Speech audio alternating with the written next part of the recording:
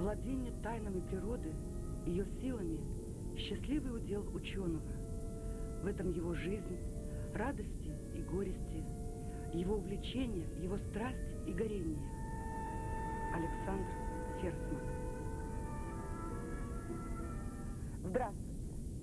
Любимый камень героя сегодняшней передачи – гранит. На первый взгляд это кажется странным, ведь многие отдают предпочтение драгоценным камням. К примеру, кинозвезда Элизабет Тейлор, обладательница редкостной коллекции ювелирных украшений из бриллиантов и изумрудов. А более экзальтированные и романтические натуры, судя по известной повести Куприна, выбирают гранаты. Великий Микеланджело ваял свои скульптуры из мрамора.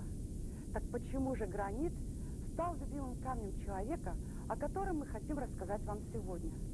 Впрочем, я и сама пока не знаю ответа на этот вопрос, но надеюсь узнать его, поближе познакомившись с нашим героем, который, кстати, обещал нам провести экскурсию вот по этому уникальному музею Института геологии, где собраны образцы всех минералов, хранящихся в недрах Коми-края. У меня в руках обыкновенный кусок гранита. При помощи микроскопа мне удалось заглянуть как бы внутрь этого камня, и я увидела такое, что хотелось воскликнуть: неземная красота. Но ведь это именно самое, что и на есть земная красота, скрытая от невооруженных глаз. Говорят, что многие, кому хоть раз удалось увидеть эту земную красоту, на всю свою жизнь влюблялись в камни и становились геологами. Итак, знакомьтесь, герой нашей передачи, доктор геолого-минералогических наук, профессор, заслуженный работник Республики Коми, заведующий лабораторией петрографии Института геологии Коми научного центра Уральского отделения Российской академии наук Лев Васильевич Махлаев. Лев Васильевич, скажите, как вы пришли в науку, в частности в геологию? Ну, в общем-то, у нас сложности есть большие с геологами, с комплектацией, так сказать, подбором кадров, потому что в школе геологии нет. Большинство выпускников не имеет ни малейшего понятия о том, что это за работа. И, может быть, поэтому в геологии, как нигде в другой науке, велик процент потомственных геологов.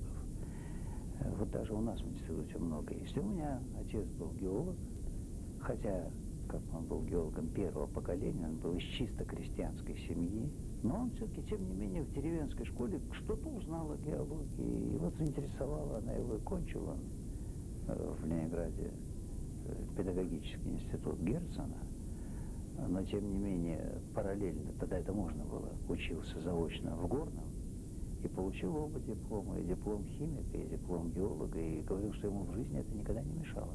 Он все нужные, строгие, там, важные химические определения делал сам своими руками, и даже приборы для этого делал сам. Потом поступил в аспирантуру, занимался вот экспедициями в Хибинах. Тогда это было в 30-е годы, это, ну как, это гремело на всю страну. Хибины, Хибинский, Хибиногорск, потом стал Кировском, там город. Это, ну, просто...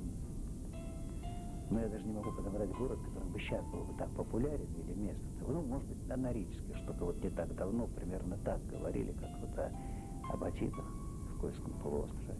Ну и там он писал свою кандидатскую проектную диссертацию. Одним из оппонентов на папиной защите был Александр Евгеньевич Ферсман. Имя академика Александра Евгеньевича Ферсмана известно не только как выдающегося ученого в области минералогии, геохимии, как географа и путешественника, но и как непревзойденного популяризатора науки. В доме Махлаевых была его книга «Занимательная минералогия» 1932 года издания, ровесница Льва Васильевича. Он родился 4 июня 1932 года. Так вот, по семейному преданию, маленький Лева учился по ней читать. Во всяком случае, и на полях кое-что было написано, ну и привязанность к большому городу. Смотри, вот тогда стало интересно, а чем Ленинград отделан? Что там набережные Невы, что за камень? А во дворцах какие камни? Там камины, там столешницы, в Эрмитаже, в Русском музее. Конечно, это очень интересно. И, в общем, все это вот в этой книге было. Это, может быть, действительно не только первый учебник, первый букварь, Ну и, конечно, это первая книжка, привязавшая к геологии, самая первая. Но я все равно мечтал стать биологом. Мама была биолог, и все-таки живое, это интереснее, это красивое, листья, бабочки, цветы, ну, все это великолепно. Но потихоньку папа никогда меня не убеждал, что я геологом становился, но так как-то книжки-то попадались дома. И появилась у того же Ферсмана великолепная книжка, чисто лирическая, «Воспоминания о камне» называется. И, кстати, советую почитать. Она очень небольшая, но там местами прям похожа на стихотворения в прозе тургеневские. Есть даже такие кусочки. Но это действительно человек уже вот на склоне лет вспоминал, что с ним было с молодым там раньше. И вот эта книга меня доконала. После этого все-таки я решил, что хочу быть геологом. И когда вот кончил школу, пошел в университет, и как раз выбрал себе специальность геохимию, как у Ферсмана.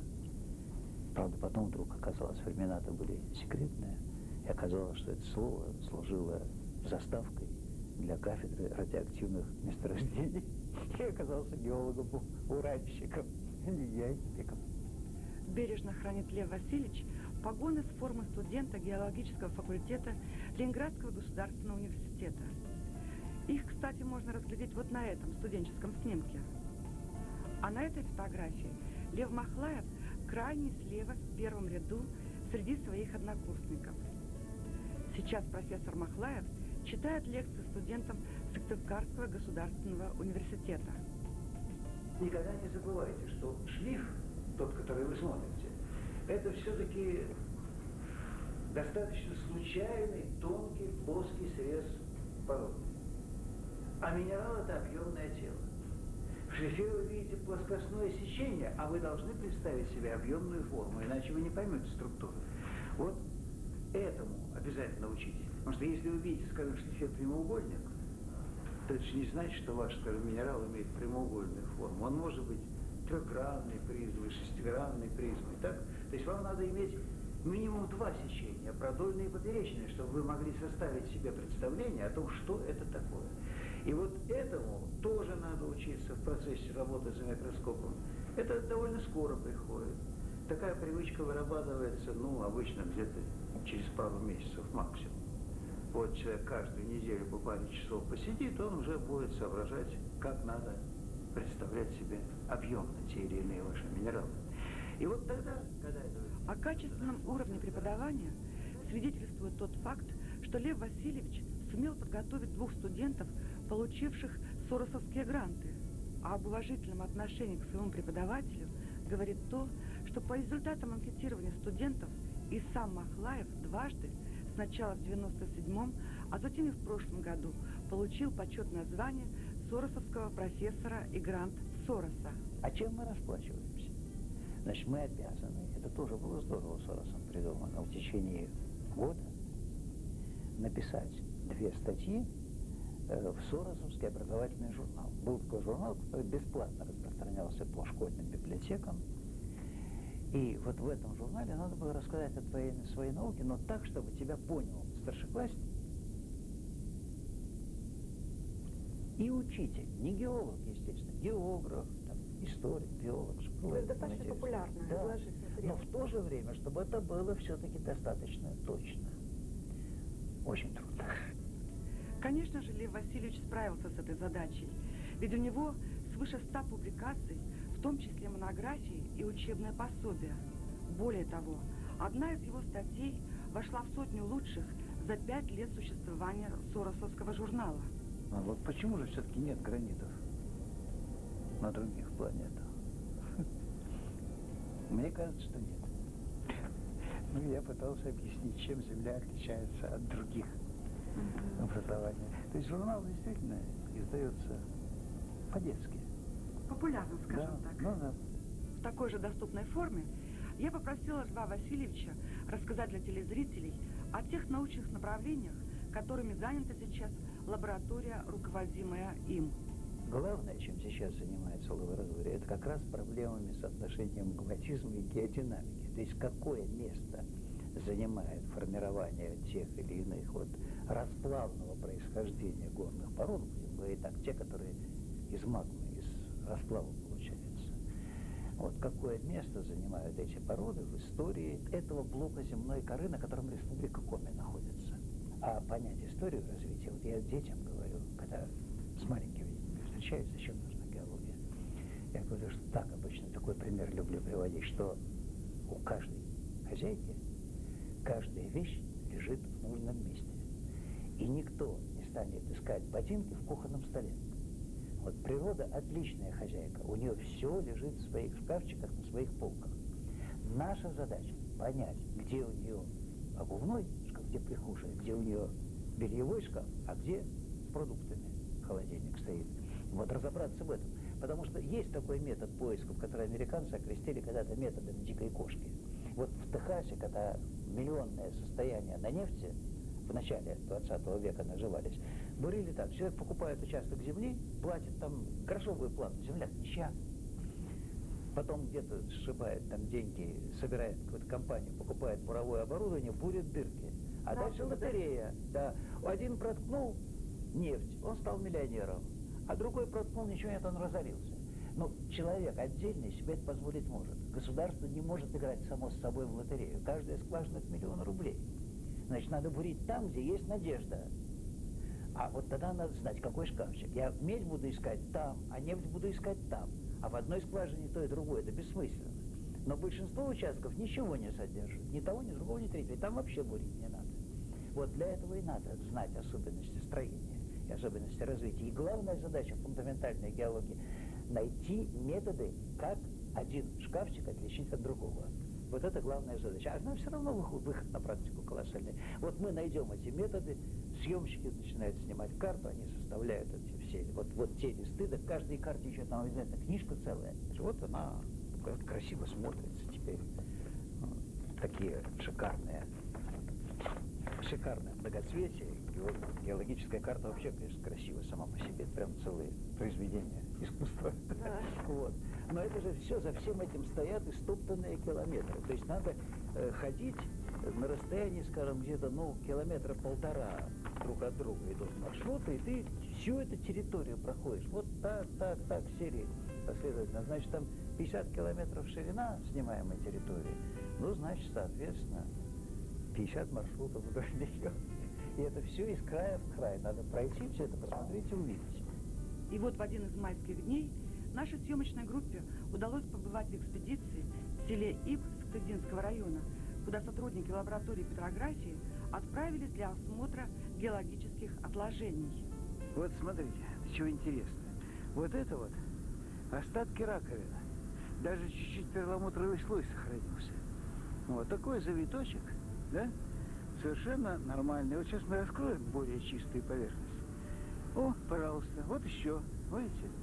Это раковины, которые жили где-то, больше 200 миллионов лет назад. Можно определить совершенно надежно возраст этих отложений, этих сланцев. Кстати, сланцы-то горючие. Это полезные ископаемые 21 века. Они будут использоваться, вместо бурых углей, скажем, для получения энергии. Но даже не то важно, что они горючие. Достаточно интересно и то, что в них очень часто содержится в качестве примесей самое... Видите, вот. Какой богатый слой. Вот все, это все остатки жизни, да? Вон они. В них содержится масса ценных компонентов. Редкие земли, там, Германии, скажем. Еще целый ряд элементов, которые, в общем-то, нужны, и которые добываются. А вот тут раковина, даже с перламутровым отливом. Вот они еще сохранился перламутровый слой и весь блеск, который существует. Так что это удивительно интересная вещь. И, опять же, это все следы жизни. Все следы жизни. Вот мы берем, разламываем, и на каждой страничке, на каждом пластике мы находим эти отпечатки. Вот иногда говорят, что геолог читает страницы каменной книги. В общем, это такой почти что затрепанный газетный штамп. Но, тем не менее, в самом-то деле, вот каждый такой слой, это и правда страничка. Вот мы его взяли, Вот, пожалуйста, вот наколупнули его, вот другая раковинка. И на каждой страничке что-то есть. Каждая страничка рассказывает нам о том времени, о той жизни, которая тогда была, об условиях в том бассейне, который существовал когда-то. Это мелкое море, теплое море, с таким, грязным дном, но вот черные лечебные ивы, да? Вот лечебная грязь, которую люди... где есть... Вот это море примерно как, скажем, в Евпатории. Вот Черное море около Евпатории. Вот примерно такие условия были вот здесь когда-то, когда отлагались вот эти вот сланцы с остатками жизни. Наверное, трудно сейчас представить, что в этих местах когда-то в древности было теплое море. Вовсе не случайно, что Махлаев – член Всероссийского географического общества. Лев Васильевич изъездил, а точнее исходил сотни, а может быть даже тысячи километров по нашей стране. Приполярный Урал и Украина, Центральная Сибирь и Енисейский кряж, западные и восточные Саяны, полуостров Даймыр в экзотическом районе Арктики он посвятил 15 полевых сезонов. А рядом его спутница, жена, друг и помощник Ирина Голубева, тоже геолог-петрограф. Волею судьбы их забросило в наши края. И теперь будущее республики Коми занимает Махлаева чрезвычайно. Я не могу не переживать за свою профессию и, главное, за то направление деятельности, которое связано с геологией. Я вижу, что сейчас во всей стране геология гибнет. У нас закрываются геологические экспедиции, сокращаются и партии геологические, уменьшается объем работ геологических. А ведь страна живет во многом за счет своего сырья. Как страна, которая строит свое благополучие на сырьевых ресурсах, может не заботиться о геологии, для меня непонятно. Воочию мы видим сейчас романтику профессии геолога. Костер, потрясающая красота природы, которая так и просится на холст художника-пейзажиста. А Михаил Сакерин, как ребенок, радуется своим находкам. В детстве на берегах рек мы тоже находили эти необычные по форме камни, которые почему-то называли чертовы пальцы.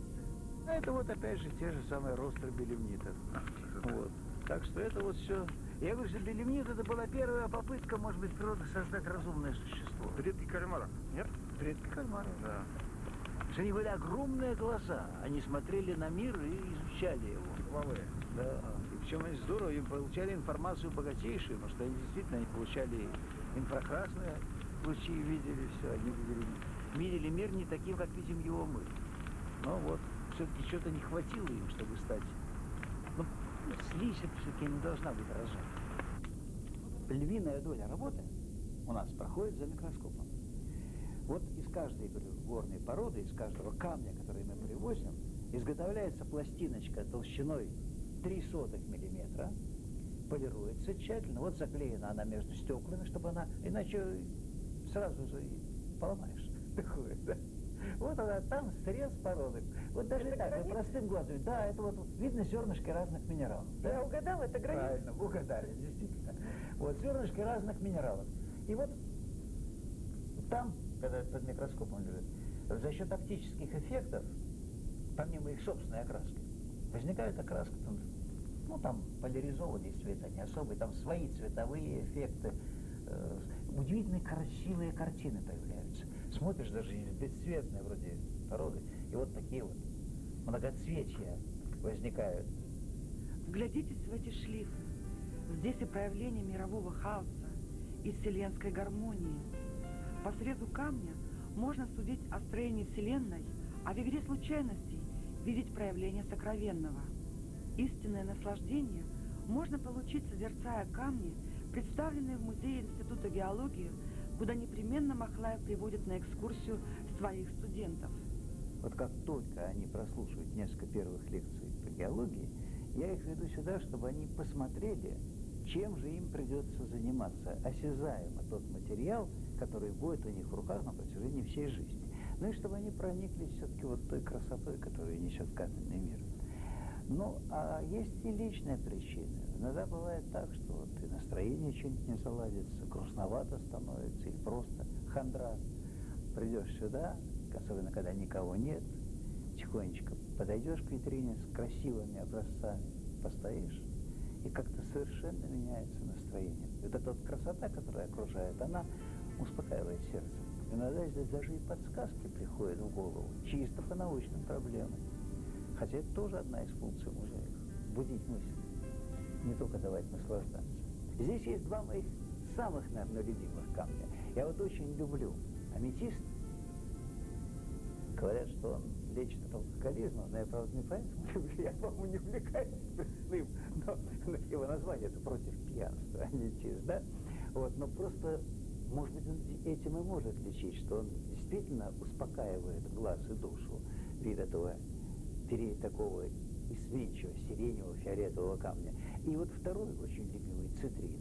Вот у него такой не просто желтый цвет, там есть и желтизна, и зелень. Чем-то похож вот на солнечную опушку, когда посмотришь, вот перекрыл солнце, там очень приятен. Но вот эта вот витрина, она действительно с дорогими образцами. Ну, во-первых, здесь золото собрано. Вот проблема, которой наши много занимаются, все-таки мы добываем золото, ну, конечно, не так много, как где-нибудь, скажем, на Дальнем Востоке, там, на Чукотке, на Колыме. Вот. Но все-таки сколько-то его добывается у нас.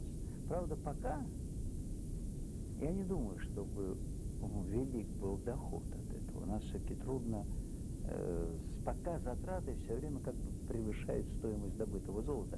Вот сейчас мы дошли до коренных месторождений золота, открытых во многом геологов, при участии активных геологов нашего института. Вот. И сейчас появилась надежда, что наконец-то мы будем получать и прибыль от этого. Не институт, а республика. А вот рядышком наверху, нет, 4 алмазика. Настоящие алмазы, это не имитация. Это алмазы, добытые в россыпях в реках Тиманского кряжа, высокого качества, ювелирные алмазы, многократно превосходящие по своей цене, по стоимости алмаза Якутии. Поэтому, хотя их там добывают мало, но по суммарной стоимости они уже где-то подтягиваются к якутскому. Конечно, это меньше все равно, но тем не менее это соизмеримая величина. И я думаю, я уверен, что не так много лет пройдет, и у нас все-таки свои месторождения алмазов появятся. И вот эти вот камушки, они будут пополнены.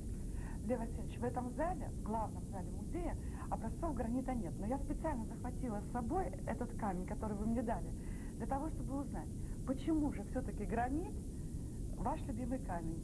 Не забывайте, что я ленинградец, детство оно прошло там, а гранит — это в какой-то мере визитная карточка Ленинграда. В гранит оделась Нева. Ну, все про это знают все, да? Поэтому, конечно, там нельзя не обратить внимания на этот камень. Во-вторых, в студенческие годы я попал к такому преподавателю, профессору Судовикову, для которого гранит тоже был главным камнем жизни.